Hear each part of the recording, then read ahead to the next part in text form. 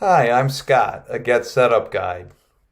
Smartphones and digital cameras make it easier than ever for you to create stockpiles of photos, hundreds and hundreds of them. But how do you keep track of all those pictures? Where can you store them? And how can you quickly locate and retrieve specific photos, even those that you took years ago? How can you safely back them up so you won't lose them? Well, you may not know that there are many online tools out there that will do a lot of the work for you, thanks to the magic of technology. In this class, I'll cover the various digital storage products available to you, like Google Photos and iCloud Photos. I'll show you how those apps automatically categorize your photos for you so you can search for and find them just by typing in a keyword or two.